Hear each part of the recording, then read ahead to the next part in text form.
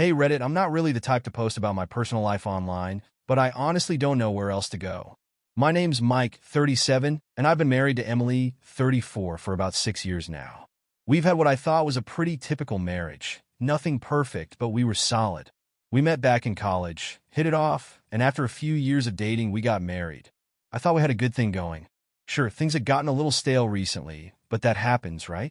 Looking back now, I think the first signs were there long before I wanted to admit. The weird thing is, when you're in the middle of it, you never realize what's happening.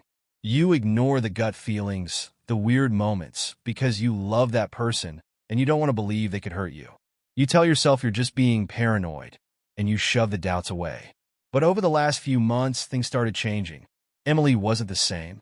She was more distant, more secretive. At first, it was small stuff like her being glued to her phone all the time. But then it got worse. She started working late, a lot more than usual. Emily's a project manager at a marketing firm, so late nights weren't that unusual, but this was different. She was gone 3 or 4 nights a week, coming home late, barely saying anything before she crashed. And here's the thing, I noticed it, but I didn't want to notice it. I didn't want to believe there was something going on. I trusted her. We've always been pretty independent, had our own friends, our own hobbies. So, I chalked it up to her being stressed with work. I didn't think much of it at first, but my gut was telling me something was off. I should have listened to it sooner that I started picking up on other stuff that seemed off too. For example, Emily would come home after one of these late nights, and she wouldn't seem tired, just distracted. Like she was physically there, but mentally somewhere else. And then there were her clothes. Not that I was sniffing her shirts like a jealous psycho, but sometimes her clothes would smell different. Not like perfume or laundry detergent, but like someone else's cologne. It was subtle, and I figured I was overthinking it. We share a laundry room in our building. Maybe someone else's stuff got mixed in, right? But I couldn't shake the feeling that something was off. And then there were her excuses. If I asked what she was working on, she'd be vague. Oh, just this project with a tight deadline, she'd say, or client stuff, you know how it is. Except I didn't really know how it was, because she never used to be this secretive about work. When I'd ask who she was texting on her phone, she'd say it was Stacy from work or one of her friends. But she started taking her phone everywhere, even into the bathroom. That wasn't like her. We used to joke about how neither of us cared if the other one saw our messages because we had nothing to hide. Now, her phone was practically glued to her hand, and every time she got a text, she'd tilt the screen away from me. I remember one night we were watching TV, and her phone buzzed. She quickly grabbed it, smiled at the screen, and then said, "Just Stacy. She's having drama with her boyfriend again." I wanted to believe her, but something felt wrong. I couldn't shake the feeling, no matter how much I tried to brush it off. The real moment of doubt came when she started canceling our plans last minute. We had tickets to a concert, one she was really excited about, and she canceled on me a couple of hours before, saying she had to stay late at work. That didn't sit right with me. She was always the one pushing for date nights because we both worked long hours, and now suddenly, she couldn't make time for something we'd been looking forward to for weeks. I went to the concert alone, and as I sat there, it hit me. Something wasn't adding up. I tried to shake it off, but I couldn't get the image out of my head. Emily laughing, smiling at someone else's texts, always running out of the house to work when she used to look forward to spending time together. I started to wonder if she was seeing someone else, but I pushed the thought down. I mean, we'd been married for 6 years. She wouldn't do that to me, right? She wouldn't throw all that away. I kept telling myself I was being paranoid, that it was all in my head. But that nagging feeling wouldn't go away. Over the next couple of weeks, I couldn't shake the feeling that something was going on. Every time Emily left for one of her late nights at work, I couldn't help but feel like she was lying to me. It got to the point where I started checking her social media, looking for any clues. I wasn't proud of it, but I needed to know if I was just being crazy. Nothing seemed out of place online. Her Instagram was the same, pictures of us, some shots of her and her friends, the usual.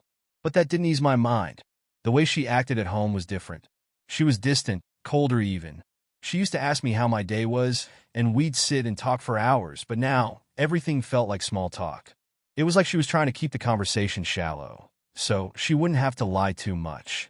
The thing that really got to me was the way she stopped being affectionate. We'd always been a pretty physical couple, holding hands, kissing, cuddling on the couch. But suddenly, she wasn't into it. She'd give me quick, absent-minded kisses, and then pull away. The sex became almost non-existent. She was always too tired, or she wasn't in the mood. And again, I told myself it was work stress. But deep down, I knew that wasn't the reason. Point one night, she told me she had a work dinner with some clients, so she wouldn't be home until late. I didn't say anything, but I had a feeling she wasn't telling the truth. I decided to check in with her, casually texting her, "How's dinner going?" An hour went by, and she didn't respond. 2 hours, still nothing. Finally, around 10:30, I got a text back, "Sorry, busy with the team. I'll be home late." But something wasn't adding up. I checked to find my friend's app on my phone, and she wasn't anywhere near her office or a restaurant. She was on the other side of town. My stomach dropped. I didn't confront her that night. I waited up for her to get home, and when she finally walked through the door around midnight, I acted like everything was fine. But inside, I was seething. I knew she wasn't where she said she was, and I couldn't take it anymore. That a few days later, I decided I couldn't live with the uncertainty anymore. I had to know for sure. So when Emily was in the shower, I grabbed her phone off the counter. I know it's wrong to invade someone's privacy like that, but I was desperate. I needed answers. My heart was racing as I scrolled through her messages. At first, I didn't see anything unusual, just a bunch of group texts with her friends and some work stuff. But then I saw it, a message thread with a guy named Jake. And my blood ran cold. The texts were flirty at first, inside jokes, emojis, little comments about how they missed each other. Then I kept scrolling, and my worst fears were confirmed. They'd been meeting up. They'd had sex. The most recent message from Jake said, "Last night was amazing. I can't wait to see you again." I couldn't breathe. My hands were shaking as I put the phone back where I found it. I felt like I'd been punched in the gut. My mind was spinning. How could she do this to me? How long had this been going on? What did I do wrong? I felt sick. That night, I didn't say anything. I couldn't. I just lay in bed, staring at the ceiling, my mind racing. I didn't know how to approach this. I was furious, heartbroken, and scared all at once. The next day, when Emily came home from work, I couldn't hold it in anymore. I waited until after dinner, then sat her down. "Who's Jake?" I asked, trying to keep my voice calm. Her face went pale, and she froze. What do you mean?" she stammered. "I saw your messages," I said, my voice shaking with anger. "I know you've been seeing him. I know you've been lying to me." At first, she tried to deny it. She said Jake was just a friend, that they were just texting. But I wasn't buying it. I told her I'd read the texts, that I knew they'd been sleeping together. That's when she broke down. Emily started crying, and I thought maybe I'd finally get the truth out of her. But instead, the lies kept rolling out. "Mike, I swear it was just once," she sobbed. "I made a mistake. I don't even know why I did it, but it didn't mean anything." I wasn't buying it. "One time," I asked. "The text didn't sound like it was just once, Emily. Stop lying to me." She shook her head, wiping away her tears. "I swear it was just that one time. We kissed a few times before, but it didn't go further than that until that night. I was feeling lonely, Mike. We haven't been connecting lately, and I guess I just made a stupid decision." Her words felt like a slap in the face. Lonely? We weren't connecting? I knew things had been a little off, but she had a choice. She could have come to me, talked to me, but instead, she chose to sleep with someone else.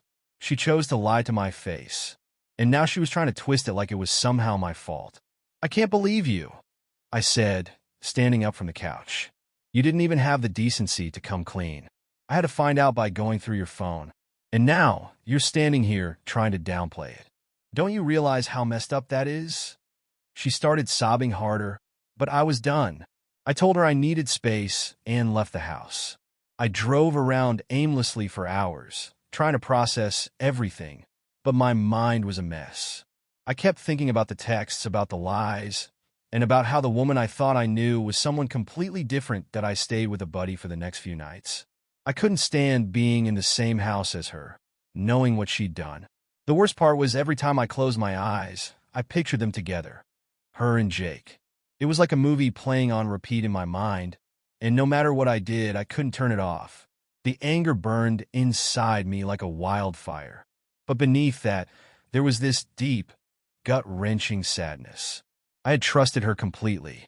and she destroyed that trust without a second thought. Emily called me nonstop, leaving tearful voicemails, texting me that she was sorry, that she wanted to talk, that she loved me. But I couldn't face her. I needed time. I didn't know what to do, whether I wanted to fix things or just walk away. It felt like I was standing at the edge of a cliff, staring down, and I couldn't figure out whether to jump or climb back down. After a few days, I finally agreed to meet her at the house to talk.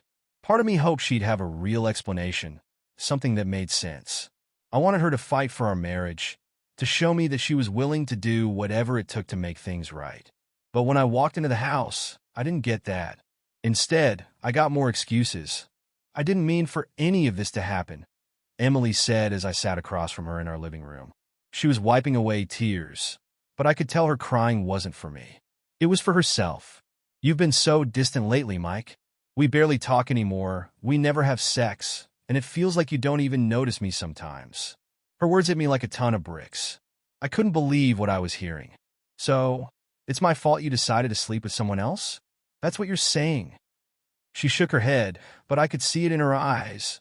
She wanted me to take some of the blame. I'm not saying it's your fault, but I was feeling neglected, Mike.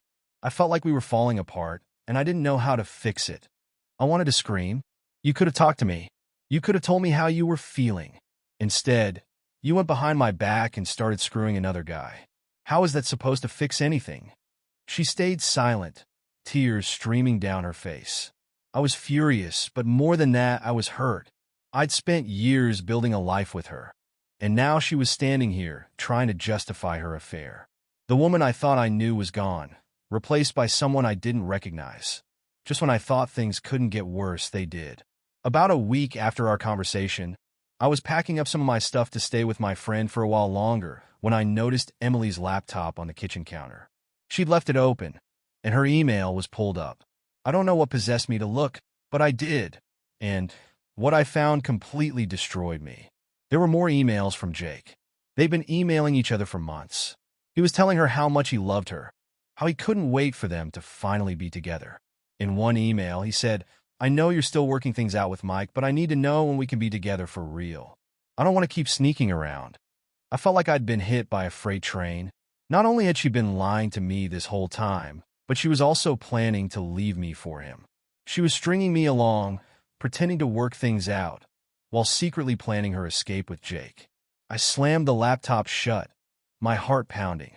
I couldn't believe it. I felt like a complete idiot. I had been holding out hope that maybe, just maybe, we could work through this. But now I realized that she never had any intention of fixing our marriage. She was just waiting for the right moment to bail, that I couldn't keep it in any longer. I stormed into the bedroom where Emily was getting dressed. You were going to leave me for him, weren't you? I shouted, holding up her laptop. She froze, her face pale. Mike, Don't even try to deny it, I snapped. I read the emails. I know everything. You've been lying to me this whole time. Counseling, the apologies, all of it. It was all bullshit, wasn't it? You were just waiting for the right moment to leave me for him. She started crying again, but I didn't care. Yes, she finally admitted, her voice barely above a whisper. But I didn't know how to tell you, Mike. I didn't want to hurt you. I laughed bitterly. Well, too late for that. You've already destroyed me. For a moment, neither of us said anything. Then she spoke again, her voice trembling. I do love you, Mike. I do. But I also love Jake, and I don't know what to do. Her words cut through me like a knife. I couldn't believe it. She was actually standing here, telling me she loved both of us, like that made any of this okay. I'm done, Emily, I said, my voice hollow. I'm done with the lies, the excuses, all of it. You've made your choice, and now I'm making mine. I want a divorce. Leaving her was the hardest thing I've ever done. Even after everything she'd put me through, there was still a part of me that loved her. But I knew I couldn't stay. Not after everything I'd discovered. Not after all the lies. I moved out the next week, staying with my buddy until I could find my own place. The divorce process started almost immediately, and it was brutal. Emily tried to make things difficult at first, dragging out the process, probably because she was still trying to figure out what her life with Jake would look like. But after a while, she gave in, and we were able to finalize the paperwork. During those weeks, I went through every emotion imaginable. Anger, sadness, disbelief. I'd wake up in the middle of the night, my heart racing, thinking about her and Jake together. The betrayal was too much to bear sometimes. I felt like a shell of the man I used to be. That it's been about 6 months since the divorce was finalized, and I'm starting to heal. It's slow, but I'm getting there. I moved into my own apartment, started focusing on work, and reconnected with old friends I'd lost touch with during the marriage. I even started going to therapy, which has been a huge help. I didn't realize how much I needed to talk about everything until I actually started talking. The hardest part has been letting go of the anger. I still have days where I feel bitter about what Emily did, about how she threw away our marriage for some guy she barely knew. But I've learned that holding on to that anger only hurts me in the end. So, I'm working on letting it go, on accepting that what happened, happened, and there's no changing it. I haven't dated anyone since the divorce. I'm not ready for that yet. But I know that one day, I'll be ready again. I'll find someone who values trust, who won't betray me the way Emily did. Until then, I'm focusing on myself, on figuring out who I am without her. And if there's one thing I've learned from all of this, it's that trust is everything in a relationship. Once it's broken, it's almost impossible to fix. I don't regret trying to work things out with Emily at first, but in the end, I realized that some things just can't be repaired. She wasn't the person I thought she was, and I had to accept that no matter how much it hurt. My advice to anyone going through something similar? Listen to your gut. If something feels off, it probably is. Don't ignore the signs like I did. And most importantly, don't settle for someone who doesn't respect you enough to be honest. You deserve better than that. Thanks for reading Reddit. I didn't expect this to be so long, but I guess I had a lot to get off my chest. If you're going through something like this, just know that it does get better. It takes time, but you'll come out stronger on the other side.